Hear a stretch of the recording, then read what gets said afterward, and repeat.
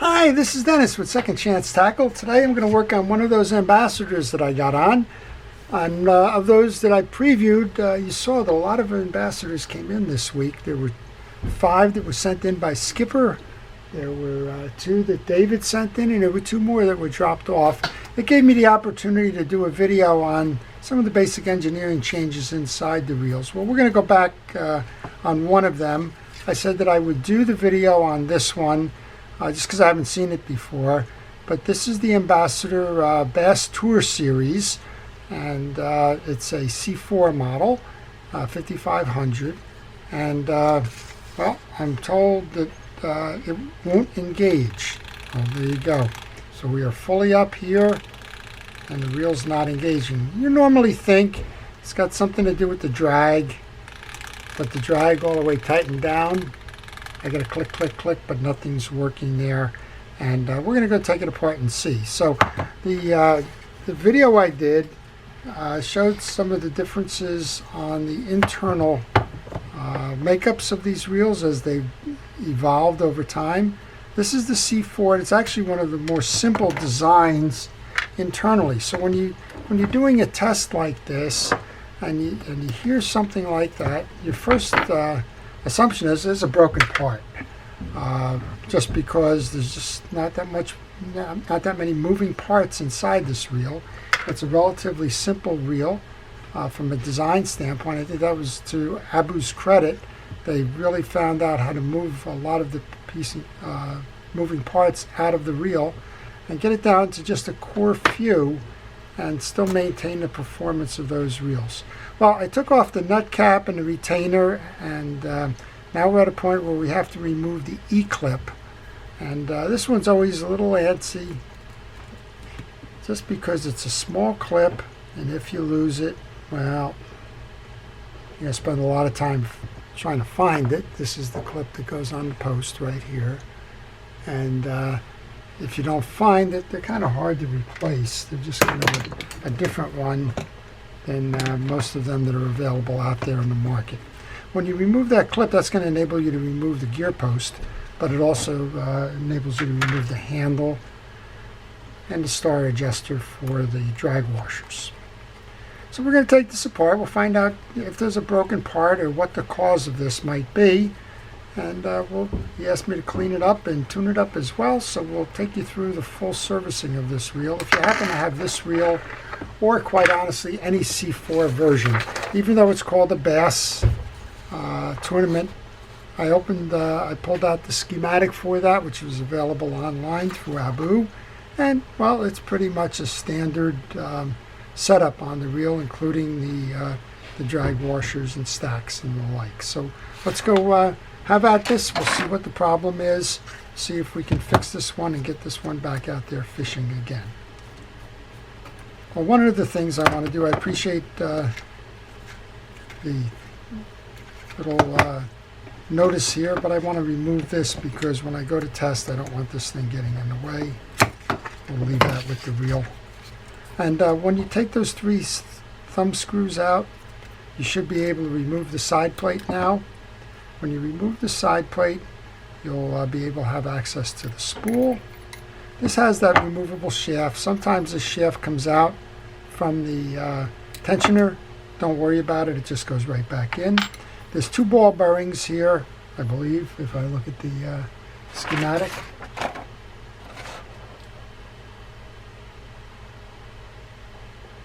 Yes, there's 2 ball bearings. So you don't need to remove this clip. You can, but you don't need to. I just would like to oil the bearing.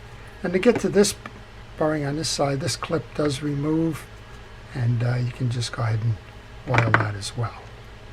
Put that little click mechanism and line guide drive back, and then you can reinsert the axle shaft, and then we can just set that off to the side.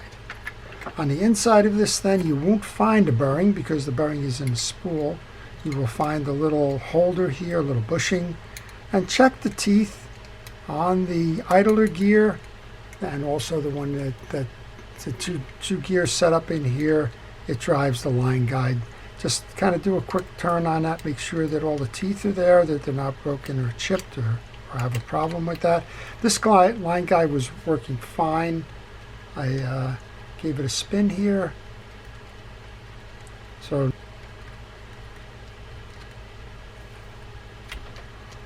I set that off to the side. You can put a drop of oil or you can put a drop of grease in there. What we'll do, I think, is we'll take this off just to show you what that inside looks like.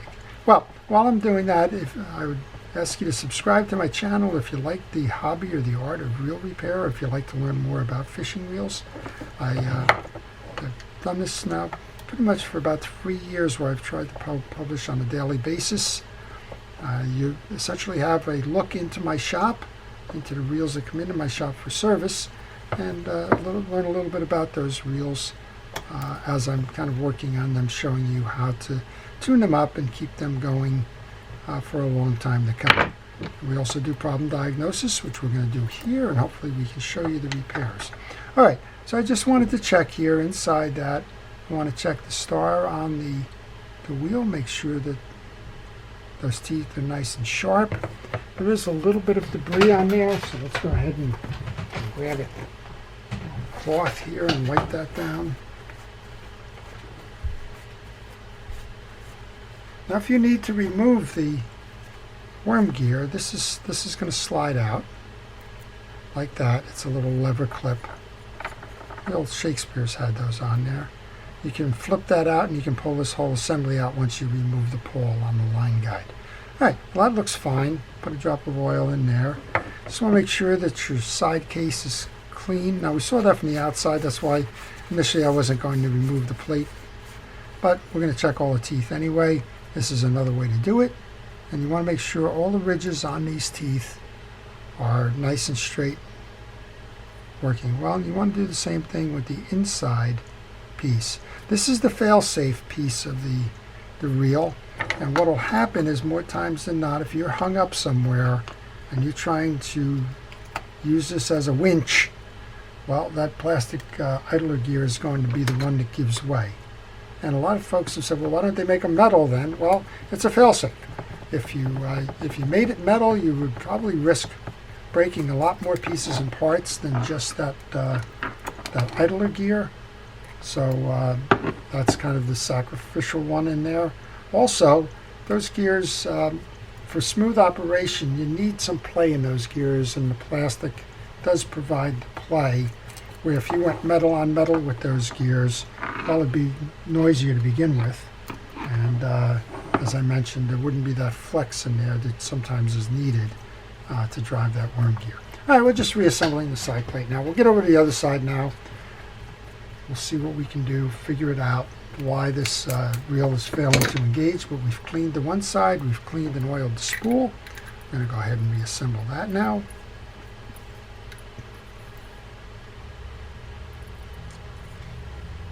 And now we'll get back to the business end of this reel. As I mentioned, the reel itself is probably the least complicated of all of the Abu Ambassador reels, because Abu has done a good job of re-engineering the reel to make certain that they've eliminated a lot of the springs and moving parts and yet delivered the same performance. Well, you probably see off to my left, I keep moving my hand. I take all the pieces and parts that I take off of a reel and I put them into a parts tray. This is nothing more than the bottom of a fast food container, but I use that as a central repository for all those pieces, so that when I go to reassemble a reel, well, I know where they are. All right, the two screws here need to be removed in order to remove the side plate. So we've done that. Now you can simply lift that up, and here's what you'll see underneath. Well, first we have, don't want to lose these. There's two tension washers on top of an anti-reverse clutch. Don't want to lose those. And underneath here is the back end of that. Now with the anti-reverse clutch, you do not oil or grease the clutch, but you do want to take a little clean. If there's a little bit of dirt in there, like there is on this cotton swab, just get it out. But that's a friction-driven piece, so you do not oil. And then you have the collar for that is sitting on the gear post here. With that clip removed from the gear post, you can remove the entire assembly here. I'm just going to set that off to a side. I just wanted to check there, see if there was anything in that. But when we talk about the drive and the failure to engage, it has to be in this end. Here's your pinion gear.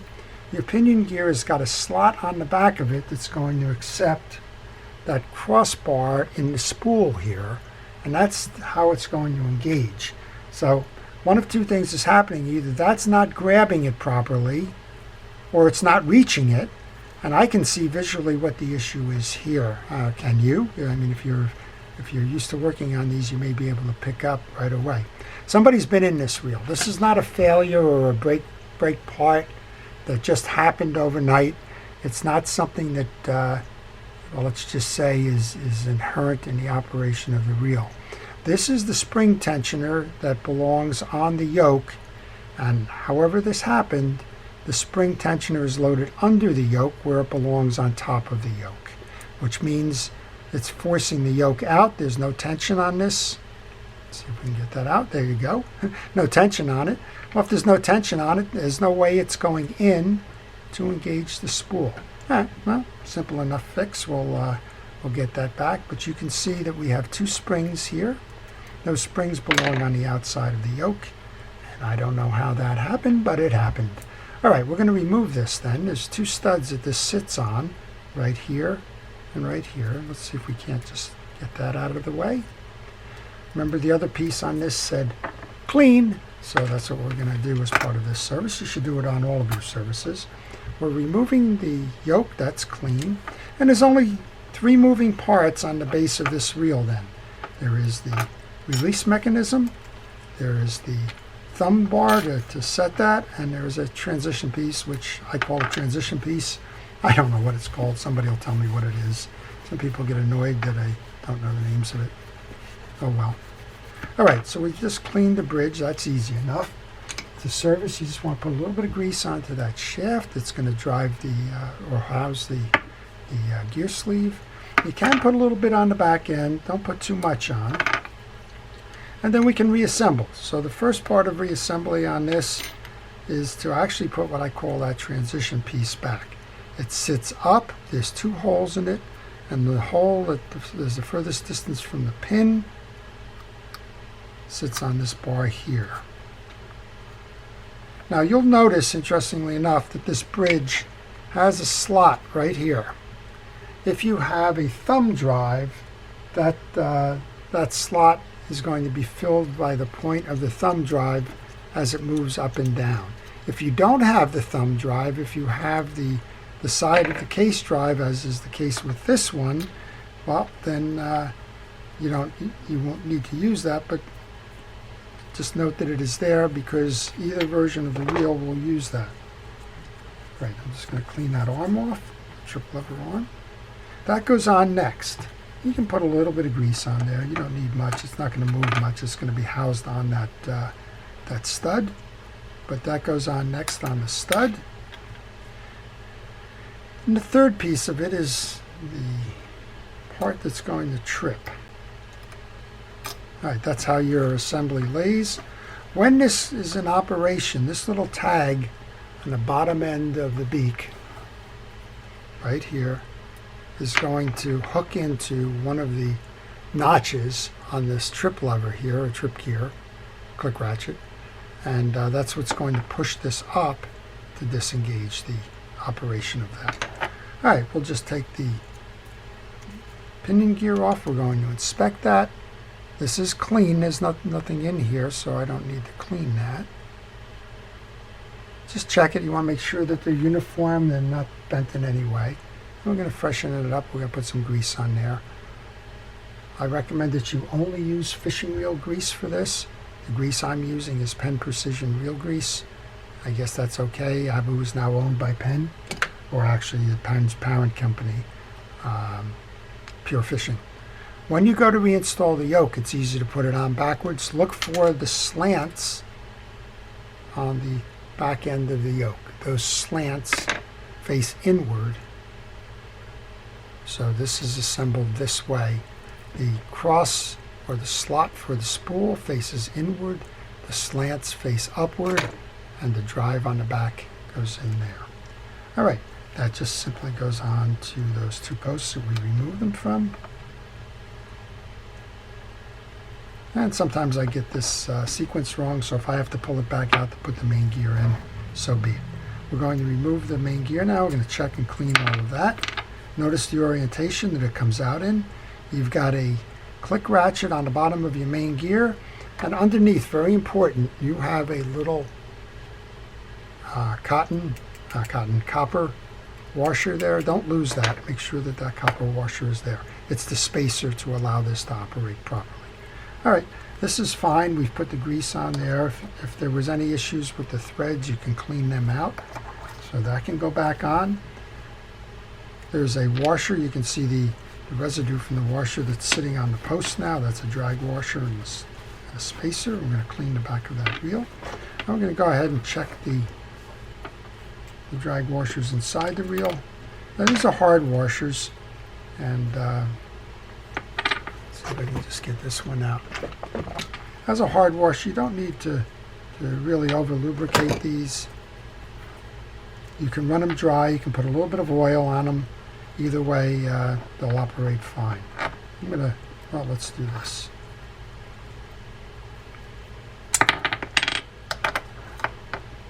Check the teeth on this. That's what I meant to do before we got started. I kind of did it, but I didn't explain that it's something you should be doing. Do the same thing here. Put some grease on it. Now, you don't have to grease every tooth, and you don't have to lather it all up crazy like. That'll only spin off as the reel is working, and tends to jam up things over time if it dries. So we've just got it in, and because that pinion gear is smaller than the big gear, it's going to spread all of that around anyway. All right, so we got the first washer. It's got plenty of oil on it. And this is a traditional 6 washer set. So you start with a hard washer. The next washer is called a keyed washer. It's round, but it has a rectangular center to it. That goes on next. If there's any surplus of oil, you can wipe that off, but the next hard washer goes on. Then we have what's called an eared washer. It has a circle for a hole in the center and 2 points on the outside of it. Those fit in the indentations in that main gear. This is your last of your hard washers. Then this is a bell washer. It's the top washer, and you can see that it's raised. So it has kind of a hump here. That hump faces up. And then we have the sleeve for the anti-reverse. Well, here's mystery solved now. So we said that this was installed incorrectly. We found that these springs were underneath the yoke. They belong on top of the yoke, and we'll go put that on now. So there's 2 slots that accept the metal points here, and there's one that's just kind of a holder in the base there. So set your assembly up and make sure that they're centered over those posts. Just press down. Well, you can see the difference now. These points are on the top of the yoke, not underneath it, and that's going to hold that yoke in, and it's going to hold this gear in so that it doesn't slip off and not engage with the reel. Very simple. Not a simple fix, but somehow when this was put back together again, it was put back incorrectly. All right, we've serviced the case. You can simply put the case back up. Look for the slot. You're going to have to mesh the slot with that trip release here. You also want to mesh the 2 side plate screw holes and make sure that it seats firmly. You need to hear that snap before you do anything else, and then check the rim. You shouldn't have any gap on the rim at all. Go over and pick up the 2 side plate screws. I know where they are because I use a parts tray. Whatever works for you in terms of organizing the parts is fine. I just use kind of a chaos theory. As long as they're all in that basket, I sort of know what I'm looking for. And if I get stuck and don't know what I'm looking for, or I see an extra piece or part in there that I can't recall where it goes, well, that's when I go back to the pictures. So that's why I recommend to take pictures. I'm doing a video. You don't need to do a video, but that key junctures, it's a good idea to use your cell phone, take a picture before you start removing pieces and parts, and that'll help you. These are curved tension washers. You do not flatten them out. I like to take the curves, face one up and one down, and that has to do with the sensitivity of the star adjuster. If you don't want a lot of sensitivity, just nest them together. That'll make them about as flat as it can get. And then we can put that star adjuster back on.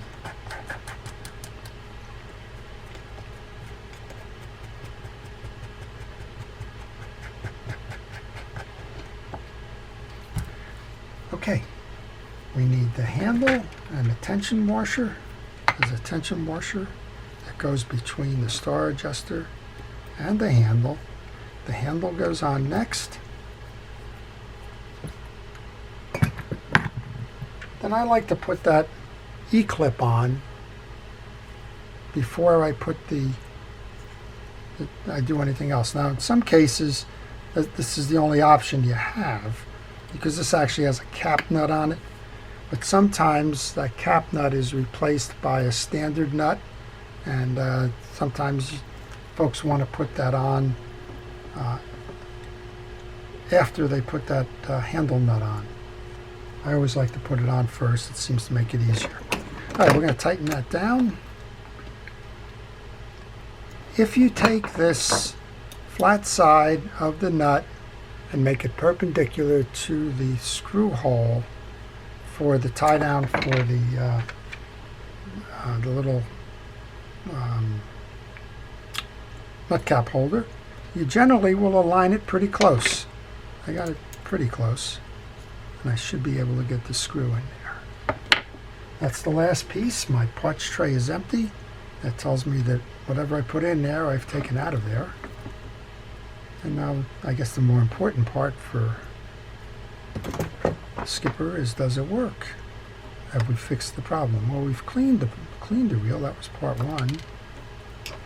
Now I guess we have to figure out how to do the rest of it. Well, if you're like Skipper, if you have a reel that you'd like serviced, and even though I encourage everybody to do it yourself by providing these videos, if you have one that you would like serviced, well, I do that by mail. And if you contact me with the information on the business card that follows, I'll be happy to provide you with the service and repair information. All right, we're going to tighten down that hold-fast screw. I'm going to put a little bit of grease onto the shaft of the spool, which I haven't done previously. Install this now.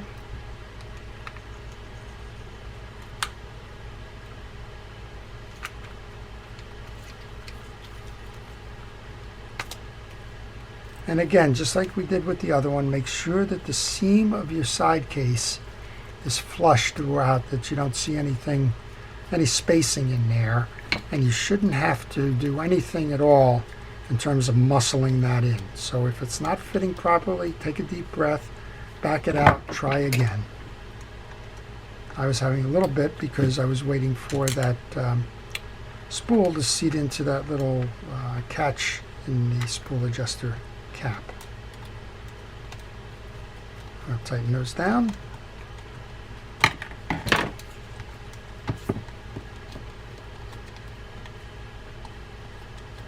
Okay, let's give it a try. First thing you want to do is tighten down your drag. And we have a reel that it now engages. So, problem solved. The problem was that there was an issue. The issue was with that yoke being, the spring for the yoke to be installed incorrectly, and that's solved. So the only other piece I want to do right now is just to continue the final part of the service. I just want to open up the cap for the pawl. We know the pawl is operating properly. If you didn't, you can pull that out. You should anyway, because these things tend to grab some grease. Check the shoulders of the pawl. Make sure that they are clean, that there's no residual in there, because they do catch a lot of residual. Then we can go reinstall the pawl. Put a little oil on it. Keep it flowing freely. Reinstall the cap. And that should be the service. So, okay, so what have we learned here? Well, we learned don't assume anything. We learned that sometimes you have to go the extra step in trying to figure out what the issue is. I assumed that this wheel was kind of factory fresh and just tired, maybe greasy, maybe a broken part, something like that. Well, that wasn't the case at all. It appears that somehow this wheel was taken apart, and the tension spring for the yoke was misinstalled. And of course, you won't engage it if the spring is pushing it out that way rather than towards the spool. So that's how you kind of diagnose the problem, try to use some of your experiences to figure it out, and get it back out there fishing again. So there you go. We now have a Bass Pro Tour Series Ambassadeur 5500 C4 that is ready to go fishing again. So I hope you've enjoyed that. This is Dennis with Second Chance Tackle. If you're our first responder or essential personnel, thank you for everything it is that you do. And to all, please stay safe, stay well, and stay watching, and have a great day.